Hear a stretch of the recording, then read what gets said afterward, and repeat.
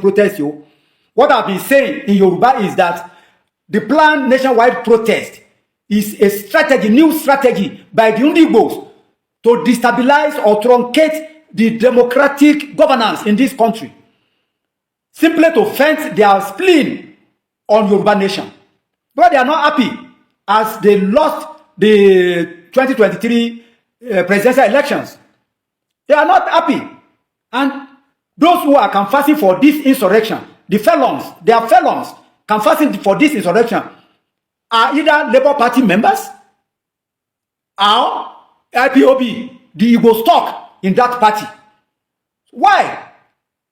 So I want to appeal to the youth and the elders, patriotic citizens of the Federal Republic of Nigeria, to shun that protest. The protest is aimed at truncating the democratic process, and we should not allow that. Let us remember what happened in Kenya, what happened in Sudan, what happened in Libya, what happened in Syria. Since the internal crisis broken out, I mean, things have never been the same in those countries. Why should we have, untold hardship on ourselves by some miscreant elements, those who want to destabilize this country? Even if we want to destabilize the country, it is not the time that Yoruba is in charge. It will not happen. It will not happen by the grace of God.